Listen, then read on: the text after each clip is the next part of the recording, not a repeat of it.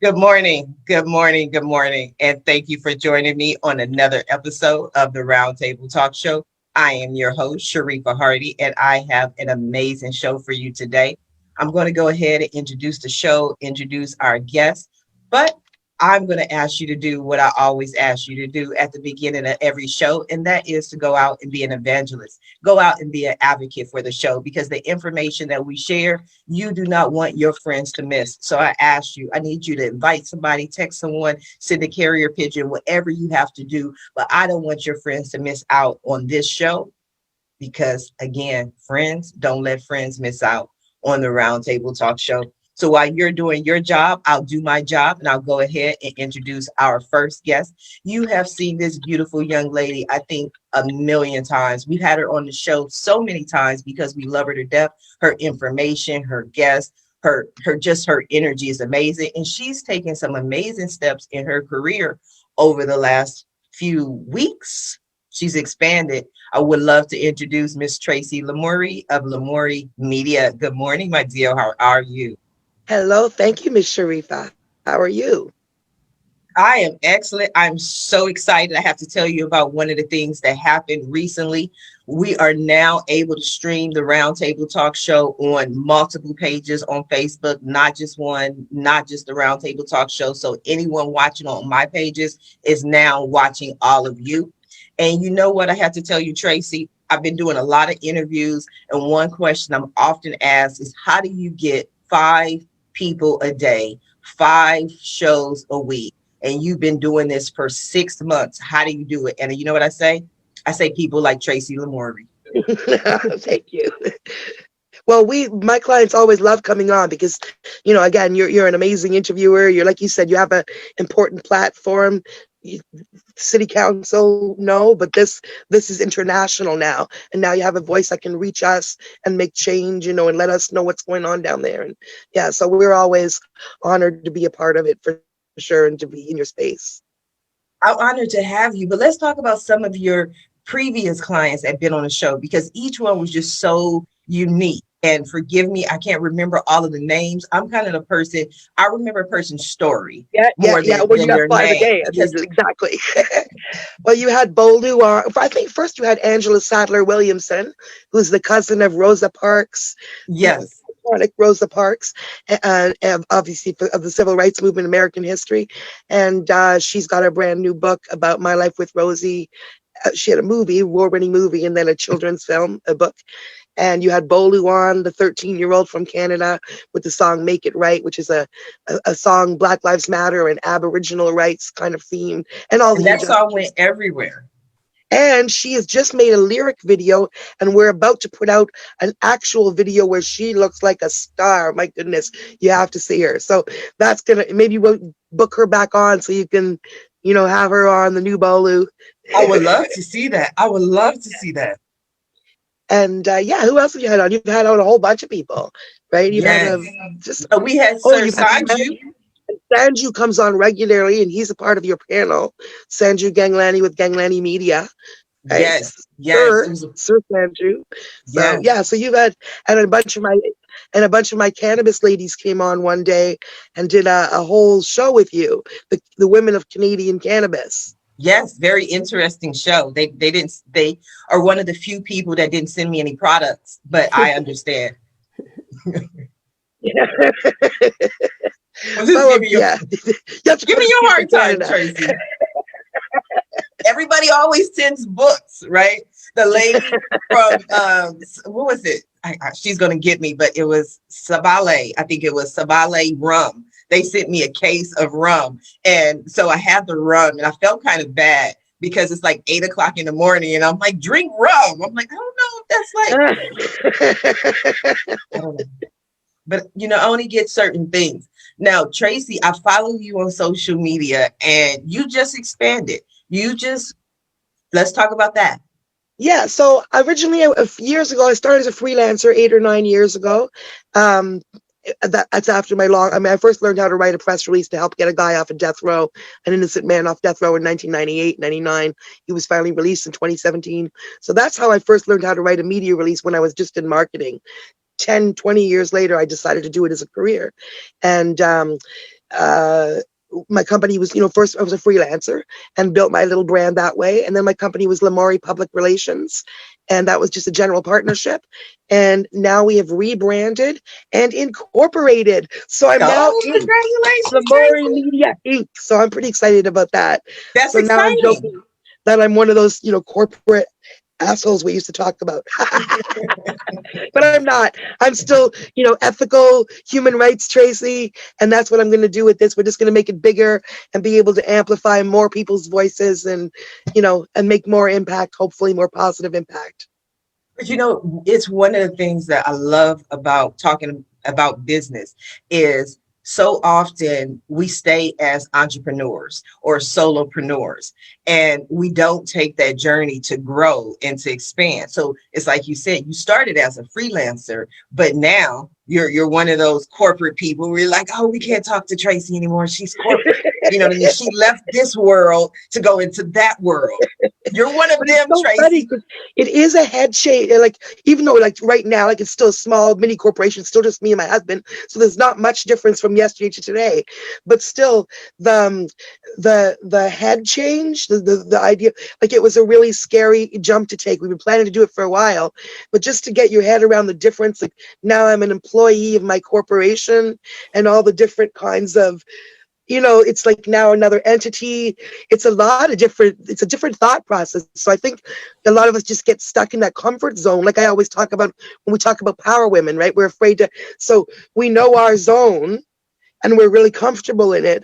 Am I going to try to go into the next zone? And we have to push ourselves because we are capable of it. And, so now I'm following my own, That's beautiful. That's pushing beautiful. myself out there a little bit more and still doing Now the same you're, great thing. yeah, you're doing the same great things, but now you're an employee. So does that mean you get to complain about your boss? Right? Yeah. I mean, my boss is an asshole. I'm telling you, she makes me work so much. She makes me work like 15-hour days. Sometimes I'm working at 2 a.m. But that's what we all want. To me, that is the Exactly. epitome of the American dream. Now, Tracy, I'm going to come back to you. I want to introduce our next guest, who also is one of the people that is dear to you as well, Miss Friend of Kristina mine. Shea. Yeah. Yes, Kristina Shea. She's been in marketing for over 20 years. She's getting ready to launch a new company called Blue Skies, and she's going to talk to us about her new wellness platform. Good morning, Kristina. How are you? Good morning. I'm absolutely fabulous. Thank you again for having me on your amazing show with these amazing guests. And I look forward to sharing and learning from everyone. Really, I always feel you have to learn from everyone, and change is transformation, Tracy. So congrats again. Thank you so much. Yes. So, I mean, I don't know, I can tell you just a short version of my story, but I worked in corporate America for most of my life, but I've always had this consulting business, which I had a marketing communications firm, and I worked for the top 5 banks. I worked for regulatory bodies, Ontario Securities Commission, IROC, you name it. Those were my clients. And then I also worked, and I would transition back and forth from employee to consultant or do both, and worked crazy hours. So, and during the pandemic, obviously there's been a lot of shifts in not only my career and my clients and, who I've been working with, but also my health. So I have never really, I said, take time. I mean, I tried to take time, trying to find that balance. And that's really challenging. I'm a single mom, and I originally did my consulting firm so I could have balance. I ended up working harder, but I was passionate about what I did, and I could raise my daughter. But during my journey working for corporations and working for myself, I wasn't taking care of myself. And what I really did realize, and during the pandemic, not to diminish what's going on, was really that I wasn't taking care of myself. I ended up in the ER. A few years ago, I was actually diagnosed with a brain cyst too. So that was wake up number 1. Yeah. And wake up number call 2 was being in the ER. Tracy knows this a couple of weeks ago. But even before that, I knew I needed to really reevaluate. And I've been working on this project for a while. I don't think the new normal is great. And I don't think the past normal was great either. I mean, people weren't mentally well, physically well. They're overworked. They're burnt out. They're working for corporations that maybe do not care or empathize with their employees. So I really think there's time for change, in particular for women. They're calling this a she session because the pandemic is definitely affecting frontline workers, which are often women, people in service, It's also affecting a lot of layoffs. Women in leadership positions are losing their roles due to layoffs and et cetera. And often they are the first to go, which is sad. And there was just a recent study, 1 in 4 women in corporate America are going to lose their jobs or are thinking of leaving the workplace, which I think is going to be, that's going to be sad for women's equality and equity. But back to blue skies. So when I was going through all my health crises and all that, and I'm perimenopausal, I'm not scared to admit that, I'm going through transitions in life, I really feel there's a gap for women to really have a platform where they can voice their opinions, but also look for products and services that will really address women's needs at this stage of life. Not this stage, but could be also, when you're going to be having a family, it could be perimenopausal, menopausal, could be into your retirement years. And as I talk too fast, I know I'm just like Tracy, but I'm also a CBD advocate. And so CBD has really been a big part of my life, and it's helped me through when I had this brain tumor, which is now thankfully reduced in size. But I really feel that there's a gap, and I'm going to basically elevate other women to promote their products and their services, as well as advocate for CBD and cannabis use in general as a whole, and look at your life holistically to support your health and well-being. So it's not just one pill, it's not a vitamin you're going to pop, but it's really looking at everything. So from your work, are you passionate about it? Do you love it? What makes you, it's all about your why, right? So if you're not passionate about your work, you need more time with your family. You need to incorporate exercise. You need to also take time just for self-care. Maybe it's that lavender rose bubble bath. So really, I think it's really just creating that platform, that content. It's going to be purely content and some e-commerce, developing products, and also elevating other female-led companies that we're going to be carrying natural health and alternative products as well.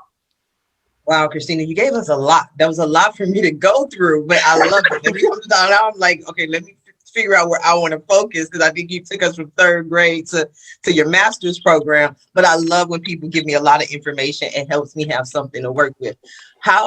What gave you the strength to be so strong that you can help other people? Because you just like, oh, I was sick, and it feels like it was nothing to you, but this diagnosis had to be life-changing, mind-altering. So what kept you strong?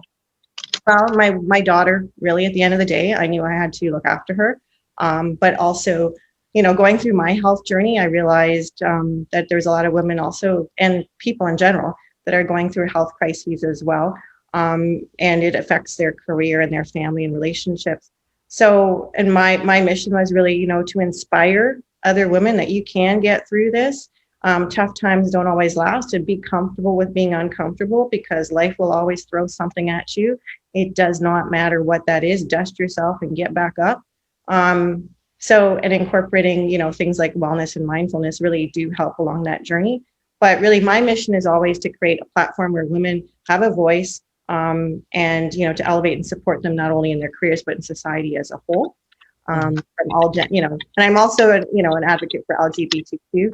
I have gay brothers, and I have a transgender brother as well. So there's so many things that I just feel like people need voices. They need a platform. And when you're going through something difficult, you want to listen and inspire other people to get through it. And I look to other women to inspire me in particular, or people in general. When you think about Ruth Bader Ginsburg, I loved your comment in the beginning. You had told me that you wanted a platform and you created this show. Well, if you're not invited to the table, build your own damn table. So sorry, I keep swearing. But really, damn is okay. Damn is okay. I'll allow one damn per show. Everybody know we've exceeded the damn quota. But it reminds me, I did an interview, and the interviewer asked the question. He said, was Shirley Chisholm a big part of my life? Did she influence me? And I said, yes, she was his question, was, in the influence, did she make you want a seat at the table? And I said, yes, she was definitely a big influence in my life. But I have never wanted a seat at someone else's table. I've always wanted to build my own table. That's how I am. That's how I've always been. So I see you're similar as well. But when you were going through this and you're saying that women and people need a platform to have a voice, did you feel like there was nowhere to go for you to have a voice? Because some people may be thinking, oh, well, they could, go to Reddit. They could go to Quora. They could go to Facebook groups. There are places available. But what did you feel was missing and what was there for you? Obviously, I talked to people on Facebook and stuff. I was a very private person. I didn't want to show my cracks, so to say, especially working with corporate clients. So I was very careful of what I did share. There was health programs and there was, but there was nobody going through that I could see that had the same issues that I was having, being a single mom, working, going through a devastating diagnosis. I'm sure I just didn't find one that really spoke to me. So I guess I'm creating this platform in general for something that's like-minded women like me, but also I just feel like there's something to be said about really creating a safe platform for women specifically, not just a general. I know you can do Facebook groups and you can do all that, but I really wanted to create my own table, as you say. So we'll see where this all goes. And, blue skies, to me, that's all about optimism, uplifting, looking to the future with no boundaries, no limits. Obviously make some filters on cussing, but just really, be able to speak your voice and be able to have other women to lean on. So for me, I didn't find what I was looking for. So I've decided that I have to create my own. Well, that's what happens. If you don't have it, you have to create it. So I think that's wonderful. Kristina, we're going to come back to you. I would love to go ahead and introduce my next guest. And her story is amazing. I love to find people who are unique, who are different. It's great, when people do certain things, but when someone just stands out and helping other people, I love to have them on the show and I applaud what they're doing. I want to introduce Marissa Sheff, and she's amazing. She is. I'm gonna allow her to tell you the details about her program. I'm just gonna give you the high level. She helps the homeless, and when people hear my story, they like, Sharifa, you must have made this up. And I'm like, no, the people who have been around for a long time, who know me, know I've been laid off 8 times. I've been homeless. I've lost everything I've owned aside from the clothes I had on my back. I had to rebuild everything. And so when people come and try to help the homeless, I'm like, let me help them help people. And she has a very interesting spin on it. Good morning, Marissa. How are you? I'm good. Thanks so much for having me. I just wanted to talk a little bit about what I'm doing. It's actually fairly new, so the company's just over a year old. My background is actually in sales. I worked in sales for a large sock manufacturer for about 5.5 years. And during that time, I learned that socks were one of the most needed, least donated items to homeless shelters. And I think the misconception is when you're cleaning out your closet after a season and putting together some clothes to bring to a shelter, you never really think about bringing new items. Typically, it's used clothing. And with regards to socks and underwear, the shelters actually won't accept used socks or underwear.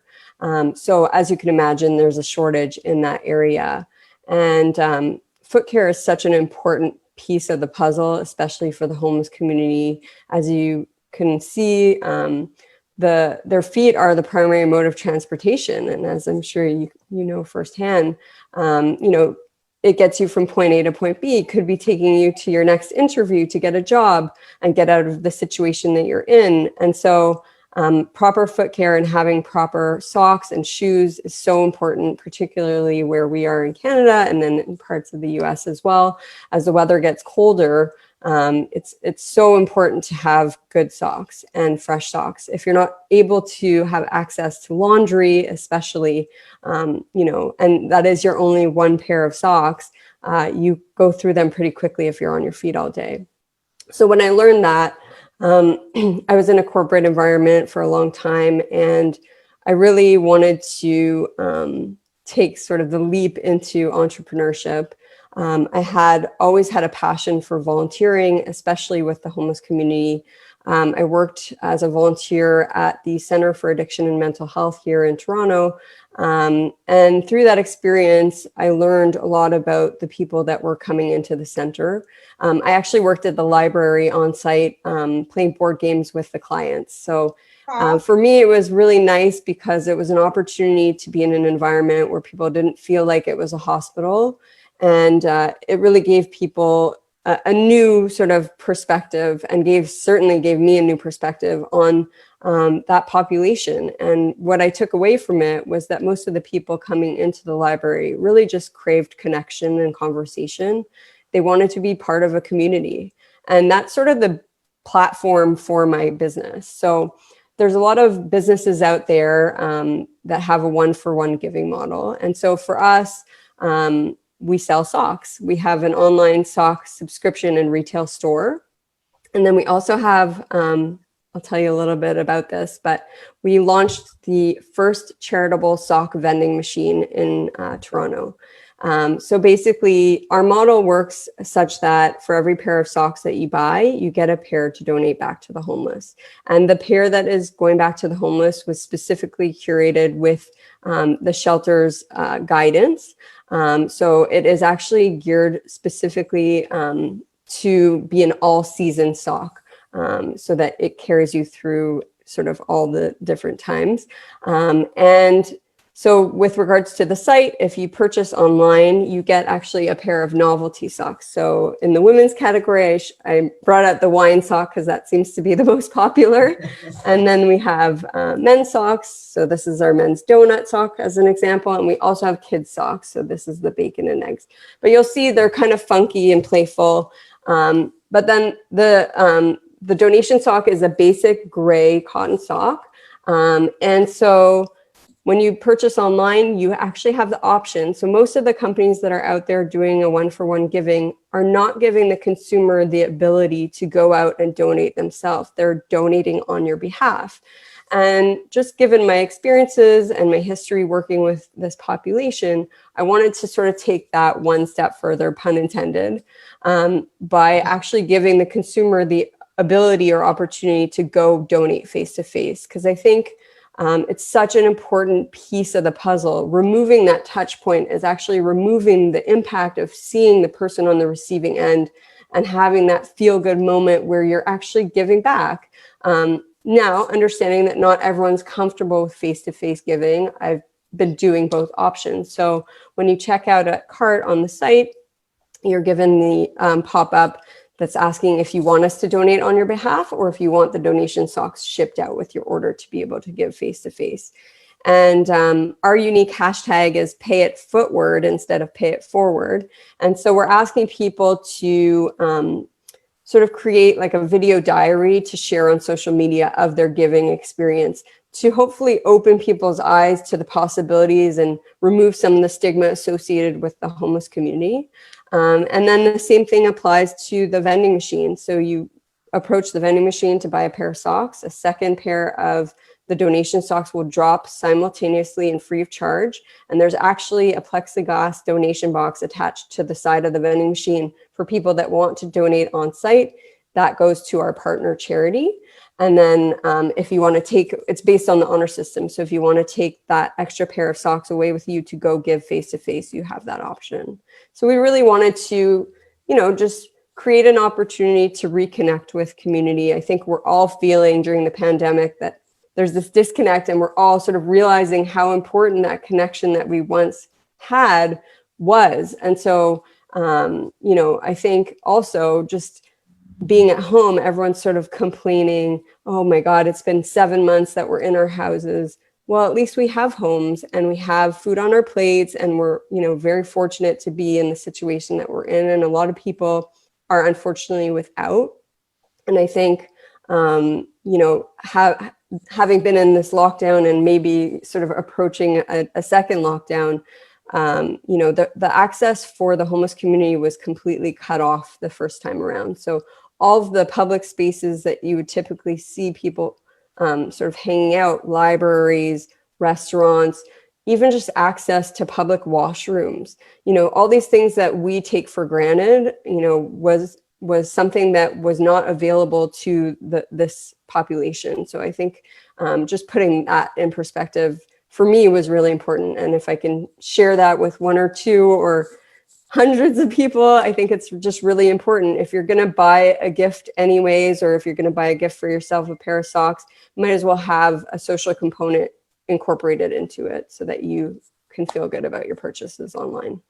Wow, I'm impressed. And I thank you. I thank you for your heart. Just hearing you speak, you can hear the humanity in your voice. So where did this come from? Did you get this from your family? You just got frustrated with the situation? Where did the spirit of giving come from? I mean, I think that I have been extremely fortunate in my life. And I think that as a result of that, I feel this almost crucial responsibility to be able to give back to others. Because I realize that not everyone has been as fortunate. And I think, just having interacted with different people over the course of my life, I think, everyone should be able to be awarded the same opportunities. And if I have more, I should be able to give more. So sort of that's, my growing up, my family was very involved in volunteer organizations and things like that. So definitely something that was modeled to be by my parents. But I think just in general, I think people don't really put themselves in situations to have that perspective. I heard this crazy statistic on the radio, and I share it anytime I have sort of a talk like this. And it was that homeless people only hear their names 4 times a year.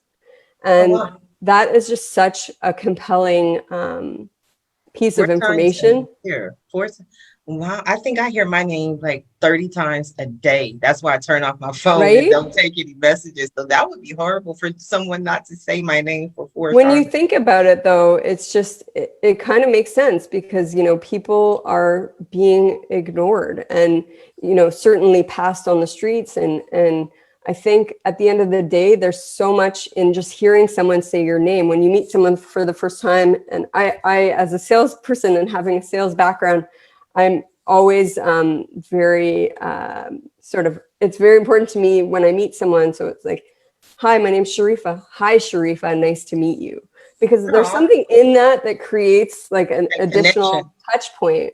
And I think people just don't think about the homeless community in that way. Even if you don't have money to give or supplies to give someone, just the simple act of having a conversation and acknowledging that person is just, it can go such a long way to the point where they feel valued and they feel worthy, which is such a small thing that you can do. So yes, Marissa, that's definitely what we want to do. I'm gonna come back to you. I want to go ahead and introduce our next guest, and I'm sure he's going to have some ideas for all of us today. Mr. Drew Falkman. He is a leader in digital innovation and transformation, and he helps others to aspire to find good ideas. We're going to talk about his company. Well, I know we're going to talk about some of the other people on the panel as well. Good morning, Drew. How are you? Hi, Sharifa. Thanks for having me. It's so awesome to get to meet people that are out there doing amazing things and helping the world. So it's really, really exciting to be here. So my background, I've worked for a company called Modus Create, and we're a digital transformation consulting company, which means that we basically help nonprofits and businesses to figure out how to optimize technology so that they can disrupt their own industries. Mm-hmm. And, everything is constantly changing. I think this whole pandemic has reminded us just how much uncertainty is out there. It's always been that way, but this has been a very strong sort of, shaking of people where they had to pivot on a dime as things changed so quickly, and all of a sudden their business model was going to be completely moot for an unknown period of time. So we try and help people to find what the sort of good ideas are, and then to sort of dig deeper and find what the great ideas are behind the good ideas, and how people can embrace that uncertainty and realize that uncertainty isn't necessarily a bad thing. It's not always just risk. It's also opportunity. And there are a lot of organizations that during this whole COVID thing that's happened have been able to shift their perspective, and in the process found entirely different business models. And when things come back again, they're going to have this whole new revenue stream, and it's really going to change a lot. I think there are a lot of things moving forward that are going to be totally different in our society in general. And I think there are going to be new businesses that start to come up. I mean, we've seen it. Look, we're on Zoom. Nobody heard of Zoom really, except for those of us in the industry before March. And now, like, everyone's on it. My son is on it every day for school, you know. Everyone is on it. When it first happened, Zoom stock went up. I think the highest I saw it may have gone higher, but I saw it was like 846%. Yeah. Zoom got to the point where they had to stop accepting new customers completely. At that point, their server couldn't hold anymore. So that's a wonderful problem to have. And I tell people, I really believe if not for this whole global pandemic, I would have never, ever been able to book 5 guests per day, 5 shows a week. And it's because people weren't interested in Zoom. They're like, no, I only do offline appointments. I only, do offline meetings. I don't do networking online, but now everyone's on Zoom. So excellent point, Drew.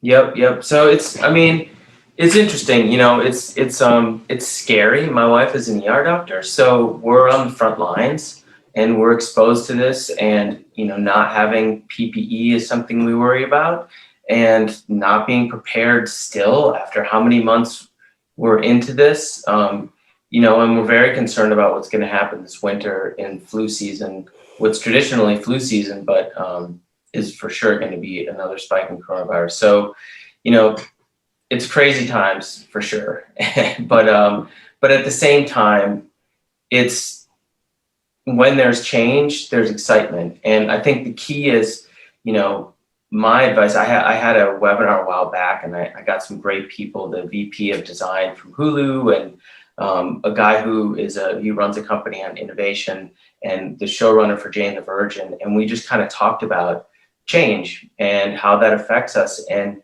the takeaway from me was that if you can essentially just accept that things are different and that there is uncertainty, and look for the positive in that. How can I take this? I'm at home, like you just said, Sharifa, you've been able to launch this amazing webinar show that you're running every day. That's something that couldn't have been done before. So how can you find the inspiration in that? And I can see all these panelists, they've taken this opportunity to pivot their careers and to find, new ways of helping people out and doing stuff. And it's amazing, and it's inspiration. And I think it's hard not to get sucked into the mindset of, oh God, the doom and gloom, and people are going to die, and I don't know what's going to happen. I mean, every day, and politics is like a hot mess in the U.S. and the global economy is like we are not going to talk about that debate, Drew. We're not. I know. I can't talk about it either. I can't. But I'm just saying.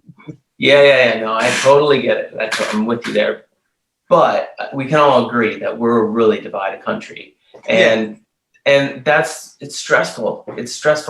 But if we can refocus it on the positive, I think there's opportunity to feel excitement and to have at least some part of your day or some aspect of your life that you're really looking forward to. And I think that's the key. In fact, just real quick, and then I'll stop chattering. But that's okay. All right. There's been some research done on uncertainty, and there's this whole sort of concept of tolerance of ambiguity. It's called TA. And some people have it and some people don't. And they don't know if it's people are born with it or if it's something you grow in. We don't know this, but some people can hang. And in my industry with startups and product managers, and it attracts people like that because we have that high tolerance. My wife's industry, doctors, they like the certain path, and they have a low tolerance for ambiguity, and they don't like when things are like that. So everyone has this, but what research has shown is when there's uncertainty that's perceived as negative, it's stressful. They did a test on this really interesting study they did where it was a video game, and they had people play it, and they measured their stress levels. And all they did was click on rocks. And if there was a snake under the rock, they would get a shock. Not a mate, I mean, it wasn't like a major thing, but enough to feel it. And what they found is the highest stress level came at 50%.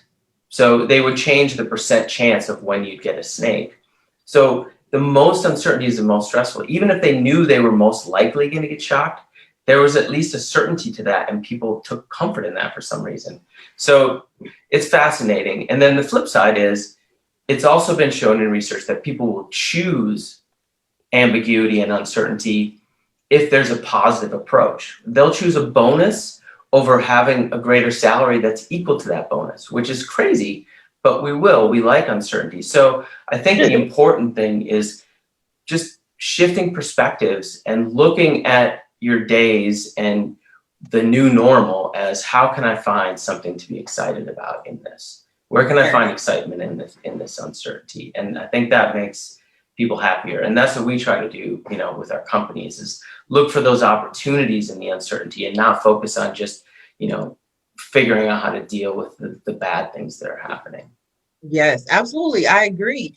I look forward to the Roundtable Talk Show every morning. That's why I do it Monday through Friday. I'll joke sometimes and say this show is my therapy, because I may be dealing with something in my personal life and I don't know what to do. I don't know what the right way. And I can say, you know what, Kristina, let me tell you about this. I've been tired, this week. Do you have any suggestions, recommendations on things that I can do? So it helps to have like-minded people around you. But also, one of the things that's said is that there are more millionaires made in a recession than any other time. That's interesting. That's inspirational. Wow. Yes. Because I was going to bring it back to you, Tracy, because just like Drew was talking about, you made a major shift. Like, this is a major shift during a global pandemic. So that's an opportunity that opened up for you. Why now then, Tracy? Why now? And it's true. My company, I actually, obviously the first month when all this happened, like everybody, or first 2 weeks, we're all just staring at the TV, watching all the politicians tell us what the heck's going on in the world, and in shock that everything's shutting down and all our flights aren't happening, right? And at that time, my business was, in PR. Obviously, I had a lot of entertainment going on, public speaking, travel, events, all kinds of stuff. So I lost about 75% of what I was working on. That just isn't possible right now, right? So I was like, oh my God, this is going to kill my business. Nobody's going to have any money. Nobody's going to promote anything. Well, as soon as I changed that mindset and went and sat down back at my desk, it's literally, instead of staring at, all the gloom and doom on the TV, as soon as I sat back down at my desk, started doing the work, started talking to people, started being present again on LinkedIn. I don't do any advertising. Conversations started to happen, and people started to reach out. I did reach out, now that I mentioned, to a couple of authors, because at the beginning I was thinking, oh, well, people are going to be home. Eventually they're going to get sick of Netflix. Authors have put their time, effort, money into publishing their books, and they're just going to sit on the shelves now. So I reached out to a couple of authors, 4 or 5, with books that I wanted to read, and and represented them. And that got me kind of getting back into the thing. Within a couple of weeks, new things were coming to me because, as you said, people have had to pivot. People have been home. People are looking. So people have new things to promote, new shows like yours, or the new books they just wrote, or their new business idea that they're doing from home. So I was actually able to, keep doing exactly what I do, which is PR and media for amazing people, but able to pivot and replace those things that cannot happen right now with things that couldn't have happened before. Right. So right. It turns out I'm almost embarrassed to say that my business has done really well during COVID. At the beginning it was questionable for a couple of months. What's it going to be like? But then, and again, it's all mindset, because as soon as I got away from the TV and the gloom and doom, literally, and sat down at my desk and said, okay, what work do I still have to do? And who can I contact and talk to? And just not for looking for business, but just who's doing business. And then organically things started again. So, I think I've never heard that more millionaires are made during a recession, but that actually makes sense, because when everybody else is panicking, and also when everyone else is panicking, if you can figure out a strategy, and obviously it's privilege, you have to have some privilege to be able to implement it. And if you're climbing, it's not, so we can't always say think positive and you're going to do it. It's not always possible, right? Yeah, but you look at the times. You have to look at the times. 2008, that's when you saw the Ubers of the world. That's when you saw the Postmates that's why you saw these new companies. And it's because necessity is the mother of invention. When you're comfortable, you're not going to go and try to figure out how to change your world. Your world is fine. It's operating quite wonderfully. But then COVID-19, a global pandemic, a global recession, and you lost your jobs. I was laid off 8 times. And I always tell people I was a very happy employee. I was not one of those people who wanted to be an entrepreneur, to go off and start my own business. nothing says I love you like direct deposit. Direct deposit was my thing. Like, I'm telling you, like, I knew that money was gonna be in the bank on I don't even Friday. remember that language On anymore. Tuesday, I was writing a check that was gonna be taken out on Friday. So I didn't want to do all Oh of my this God. The because I bank, got laid when I off. opened my corporation, in the bank, they said, how much will you be depositing a month? I'm like, I'm in PR. I can't tell you. You'll have to look at that after 6 months to see, because literally from 1 month to the next, I have no way of knowing. I could have 10 new clients come in and they all buy 6-month packages and I'm rolling in it. Or I could be struggling because everyone else is struggling and people are just buying 20 hours or 10, and then I'm just getting through it. So there's no, she was looking at me like, there was literally no way. But I mean, I think in time to pivot, like, I find that, messages like, and I want to give a shout out to your friend in Toronto doing the socks. I want to find out more about that. And if they don't have a publicist, they'd be happy to do some free PR for that, because I like the social justice aspect of that, just at least immediately. Let me tell you, Marissa, Tracy spent the last 12 shows she was on saying, I'm not taking on new clients. I'm not taking on new clients. I'm I'm not looking for a client. I'm just saying, taking on new clients. So the fact I that just like what she's doing. Yeah, even made this offer, Marissa, I'd say take her up on it. I want to go back to Drew real quick. Now, we talked about Marissa and her socks. We talked about Kristina and creating a platform to help women, blue skies, getting out there. And I love, one of the things I loved about Marissa's ideas, as well as Kristina's, but the thoroughness of it, the fact that there are already hashtags, there are already things in place, there's already a plan. When you listen to Marissa, Kristina, we know Tracy has it, Tracy incorporated. Well, what are some of your thoughts as far as innovation?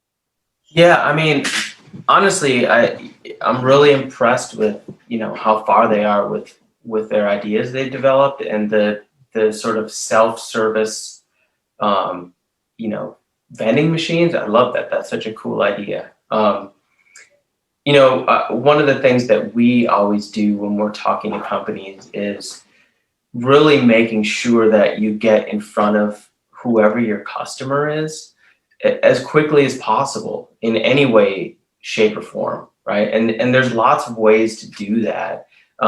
You can, one of the amazing things about social media, and it's a double-edged sword, as we all know, but you can really target people. So you can have these very specific targets. So you can find people that, give to homeless organizations as such, or they follow groups that are about helping homeless people. So you can find people that have that. And for a pretty low cost, you can test your messaging, right, on selling socks. You can build a bunch of different sort of pages really quickly using whatever, and then put out these different messages and see which one gets the greatest response. We take time. We did a project for AARP where we sort of helped them with this financial app. And a lot of what we did was we would use, there's a website called respondent.io, and it allows you to recruit people for all kinds of different things. And we used it to recruit people for doing research. So, in that example, we were looking for people that had gone through a financial shock, specifically medical. They had gotten a big medical bill and they didn't know how to pay for it. So we put up you build a questionnaire and you put it up, and it sort of, you get people that respond, and then you can go through and see their responses and pick people out. And then we usually compensate them. It doesn't have to cost a lot. You can give them a gift card, depending how much time you're going to have, $25 to $100. And we would talk to people and just sort of get their journey as they go through something. In this case, like figuring out how to pay for this situation. And you learn a lot. You learn so much about their journey and who they are. And I think, anytime you can get in front of users and get that information before you go and spend a lot of money building some app or, building something out, you get that data so you know who your people are. And then you build something small and see how it goes. And you sort of grow on as time progresses. That's sort of what we found is really the best way to do it, is just get user information fast. And what's the messaging for these socks, and What's the compelling thing? What is exactly that? Getting to the core of it is the key. I like that. What were your thoughts, Marissa, on what Drew had? I mean, yeah, so I wrote that down, responded.io. I'm going to check it out for sure. Thank you for that helpful tip. I think I mentioned this at the beginning, but I did come from a background in sales. So I worked for a large stock manufacturer, and I was working with both large and small retailers. So I had sort of both sides of the coin, which I think was really important to give me some perspective on what was working and what wasn't. And I think, again, so right now, I actually don't manufacture the socks. I've partnered with different sock brands that are already out there in the marketplace. And so to me, as a consumer, if you can buy this same pair of socks at a department store or buy it from me, but have the donation piece incorporated, to me, Absolutely. I would prefer buying the donation piece incorporated, For sure, because at the end of the Absolutely. day, you're feeling like you can give back. And especially now, people are looking for ways to help out from, self-isolation or from quarantine. What can I do? I'm about to drop off 275 pairs of donation socks this week to my partner charity here. And they actually have a mobile outreach van that circulates the city, distributing supplies to people living rough. Before COVID hit, I actually had the opportunity, I registered as a volunteer and had the opportunity to go out on this outreach van. And the work that they do is so amazing. The organization's called Ve'ahavta. They're the Jewish Humanitarian Response to Poverty in Toronto. They do such amazing work. And right now, the shelters, unfortunately here, because of social distancing, the amount of beds have had to be reduced. Yeah. And while the government has created new spots, so they're using some hotels to sort of take some of the overload from the shelters, the number of beds has actually reduced during the pandemic. So what I'm hearing from the outreach team is there's a lot more people living rough. And, as you can imagine, with the pandemic and people losing their jobs, there's new people that are homeless and out living on the streets. And so I wanted to make sure that consumers knew that the donations were still getting out to people in need during this time, because I think it's the most important time to need to support that community. I'm actually hosting my first webinar next week in collaboration with WeWork. So they, pre-pandemic, I actually had been doing these little VIP pop-ups for employees in different businesses. And so I was scheduled to do 7 WeWork buildings in the Greater Toronto area just before the pandemic hit. So when that happened, I reached out to their team to see if we could organize something virtually. And I really didn't know what that was going to look like, because before I would come in and I'd set up almost like a shop and shop concept with my product, and employees could shop during their lunch hour. But I shifted the focus, and so for me, it was less about the shopping part, but more about the awareness part. So actually, the guest speaker for the webinar, which is happening next Thursday in honor of World Homeless Day, which is next Saturday, is Joe Roberts. And he is an amazing individual. If you have the opportunity to look him up, he goes under Skid Row CEO. He's currently living in BC, and he is a formerly homeless man, was homeless for about 10 years. And then he went on to, he was an addict, and he went on to clean up his life and go back to school, and became a millionaire before the age of 35. And he Wow, I'll have to check him out. He was the That's CEO of a large multimedia company, and now he has his own organization called the Push for Change, which was started when he did a crazy walk across Canada pushing a shopping cart. I will check it out. Yeah, so I definitely want to check it out, but it's just getting the word out about those webinars, and that's what we do. So we'll have the information. The information is on your website, correct? It's on my social media. Actually, I posted yesterday on my Facebook and Instagram and Twitter. So the link is there, and so it's taking place next Thursday. And what's your Facebook? It's at Sock Footage Co. Okay. Yes, Kristina. Now you're listening to some ideas that Drew gave Marissa. Marissa's talked about some of the things that she can do. Your platform, Blue Skies, is going to help women like Marissa. What are your thoughts in hearing about these socks Well, I think that's an amazing thing what you're doing. Honestly, we have a lot in Hamilton. We have a lot of homeless. We have the same situation where a lot of people have been evicted or, don't have a place because they have lost their jobs, but also there's a large population of mentally ill people. And I know there's a lot more on the streets, and I'm very worried about what's going to happen in the winter, because if they're reducing beds, I mean, it gets quite cold up here. And I do know socks, because I donate a lot of things as well. And I do work for the women's shelter, and I've always given back there. But in terms of reaching your audiences and really educating and using innovation, I come from a marketing background. So I totally understand that, really understanding your audience and who you want to speak to. So for your case, again, is it professionals? Is it people that work in the space, in the apparel industry even? There's all sorts of different target segmentation, and using something which Drew would know is pragmatic, advertising and targeting, really, doing small A/B tests, which what we call them, you change your messaging, you change your imagery, and you see how that works with certain audiences, and then you can really amplify and grow with that. For me, someone like what the sock company, I would love to actually feature anything that's to do with doing good and having positive impact, because that's really all about what I want to do, is create positive impact for all women and entrepreneurs, women who are doing not-for-profit. So Very I really cool. think, so that's really what I want to do, is elevate women, because, and talking about, going through uncertainty, I've actually been widowed twice. So Oh, wow. I know I have a story where I know it sounds, it's people always cringe. I don't like to talk about it usually, but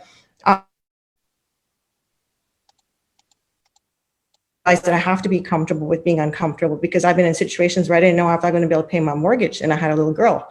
So I had to figure it out. Luckily in these days, I've had some savings. I'm okay for now, but still at the end of the day, you still have to hustle and get up in the morning, and it's all about your why. And, like Marissa, I think, your why is that you want to help people. And I think everybody during this pandemic is really realizing, most people are realizing that they do want to do good. They do want to give back. And if you have a way to elevate others, which with my company, like K-Vision is my marketing outreach company, which I do still consulting, but Blue Skies will be my, I guess you could say, my passion project, but it'll also be elevating other women's products, whether it's, Love health that. and beauty. And I'll be creating my own eventually at some point in time, but I also want to elevate women and people in the world that are doing good. So something that's local, like giving back socks, like that's such a basic need. We're talking about Hasliv's hierarchy of needs. I mean, we're so lucky to have, first world problems. I mean, most of us do live in a house. Most of us do have dinner, as you said, Marissa, and most of us have socks. I mean, my socks are probably a little, mismatched. I can never find the right one that goes with the other one. People make fun of me, but I love crazy socks. But I mean, just to have that basic necessity. I remember hiking once in Iceland, and my socks were soaked, and I had to live in these wet socks in ice cold conditions for like 6 hours. I can't even imagine. There's nothing worse than that. Yeah. And I can't even imagine. I was thinking to myself, these poor people, when I come home, I see them. Sometimes they don't even have socks. They're barefoot or they're wet, they're dirty. Some of them don't even have shoes. So, these basic necessities that we all take for granted. I mean, let's help others, and anything that you can do digitally. Everybody's pivoting on platforms or social media and stuff. Get the word out, get people to know what you're doing. And I would be so happy to be able to help others like you, and in particular what you're doing with socks. Oh, that is so wonderful. We Thank made you, it. guys. Look at that, Marissa. I'm feeling the love today. You should be. You got a new PR rep. You got a marketing person. You got an innovation company. That's what we do here on the Roundtable Talk Show. I love it. And it reminds me of a story, not about socks, but when I lost everything aside from the clothes I had on my back, I just so happened to be wearing flip-flops. So for a long time, the only shoes I had, no matter what I was wearing, was these flip-flops. And so for after a while, I just said, you know what? If somebody asks me about these flip-flops, I'm just going to say, oh, that's the new style. That's what everyone is doing. You don't even know about that. Like, you don't know the style. So it's just, I get it, because I just, to this day, I don't wear socks, because I always wear my flip-flop in honor of the hard time. So if I come to one of y'all meetings, just know why I have on flip-flops. But we are. I'm glad to hear you say that, though, because I literally was, sorry to interrupt, but I was thinking the other day, it's recent memory, like within the last 10 years, I remember, and it's embarrassing to say, but I remember the last 10 years being down to like worry, got $50 in my account and I got a lot more than I mean, what am I going to do? How quickly can I get more? And I'm thankful it's been a long time since, you know, been that. Now I have a different level that I freak out when it gets under. but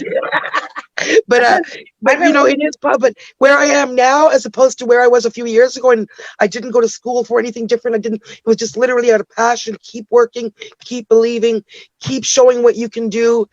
And then, you know, just building, like it really comes down most essentially to believing in ourselves. Don't you agree, Kristina? Totally. It's all about mindset. And sometimes it's really hard to get up, you know, especially during this pandemic. But I mean, in general, you know, you're going through hard times. Like, I mean, all women have their stories, all people have their stories.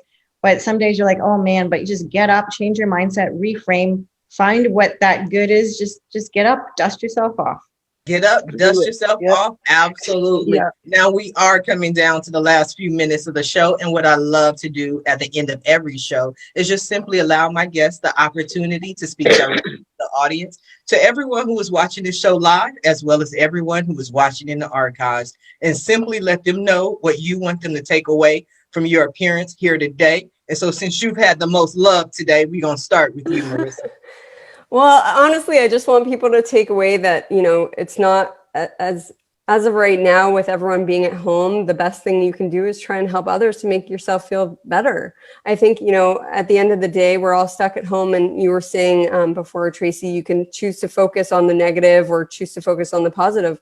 Well, there's a lot of positive work that can be done still right now. There's a lot of people that need support and help. And I think, you know, just by finding those ways to give back, whether it's through volunteering, whether it's through financial donations, whether it's through, you know, supporting someone in your network that, you know, may be down on their luck.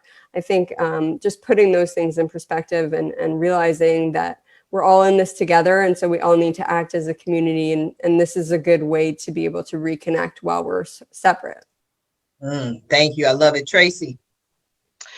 Well, I guess, as always, just honestly, everybody keep on doing what you're doing. Don't let any naysayers bring you down. Honestly, believe in yourself. These things sound like cliches, but I literally prove every day that you can just take that belief in yourself and you know, your skills that you have and just show the world what you can do and you know, you'll be successful. It all starts with expecting to be successful, believing in yourself and showing the world what you can do and being kind and helping others and all that stuff. Because, you know, in my view, if you're just single-mindedly focused, I mean, I'm 50 years old and I just incorporated. My father told me at age 30 that if I put as much effort into a business as I did into my human rights and justice and anti-death penalty work, I would have been a millionaire at 30. And you know what? He's right.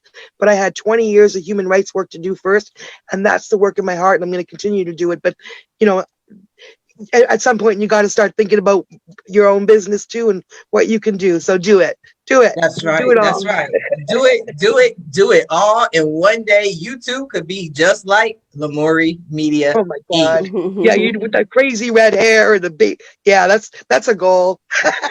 You're eccentric, right? The crazy red hair. Rich, successful people are always eccentric. Believe me. I was just actually reading that in the Harvard Business Review. They were talking about when you get to a certain level and you don't have to care about wearing the suit and tie and the exact regular outfit.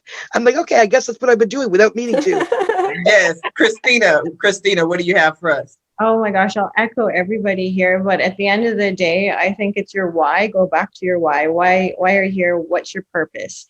Whether it's a brand, you work for a company, why do you want to do what you do? And karma is a thing. It's all about energy, and, you know, put it out, surround yourself with good energy people, and, you know, and give back and help people, because it'll always come around and it'll make you feel good. And health and wellness it's not just about looking after you, it's looking about everybody and really helping each other. And that will help your self-fulfillment, your self-esteem, your self-confidence, and overall, I think you're really your health.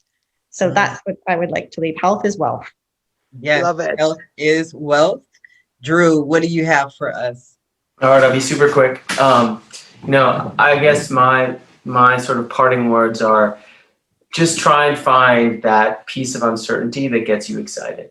Find something exciting, something to look forward to, because that's it. And it's not positive thinking. It's not just pretending everything's just fine, because that, you know, I don't know if that works, but it's certainly difficult. But certainly finding that thing that gets you excited. And I would echo the sentiment of giving back, mentoring people, helping people, joining this.